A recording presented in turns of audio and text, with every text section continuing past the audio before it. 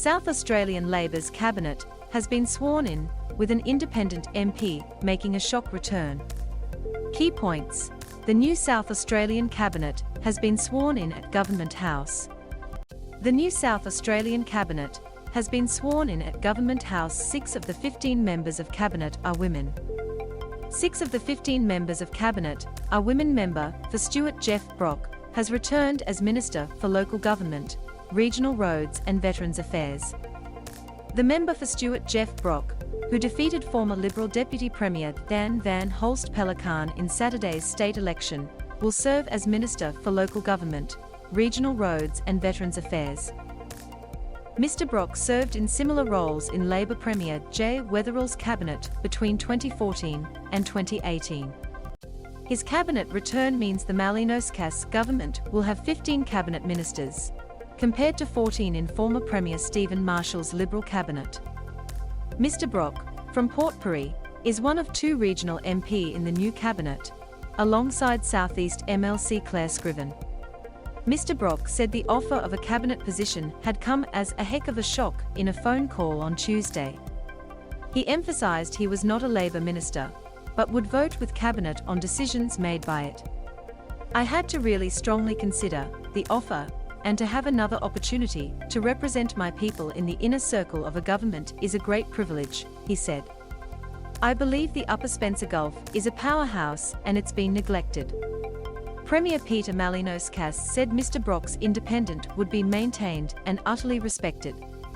Former federal MP joins cabinet. Former federal Labor MP Nick Champion has been rewarded for his decision to depart Canberra. He will serve as Minister for Trade, Investment, Housing, Urban Development and Planning. He was first elected to federal parliament in 2007.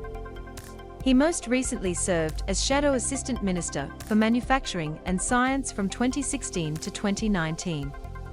New Minister Nick Champion resigned from federal parliament in February.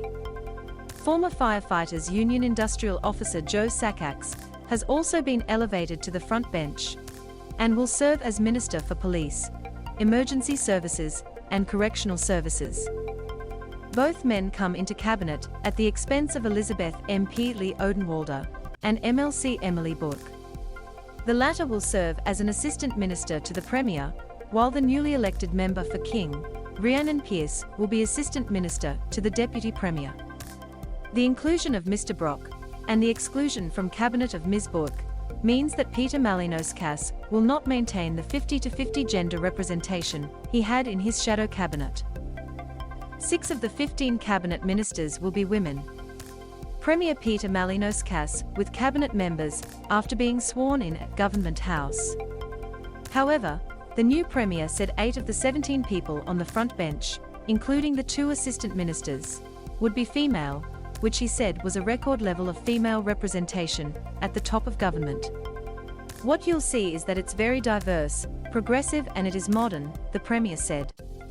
8 out of 17 members are female, and that is something I am very proud of.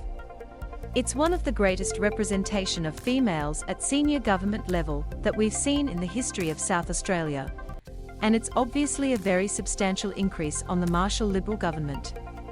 Some ministers sworn in over video. Most of the new cabinet was sworn in at Government House this morning. However, 4 of the new cabinet members, Andrea Michaels, Kyam Mayer, Nat Cook and Katrine Hildyard, attended via video link because they either have COVID-19 or have been classified as close contacts.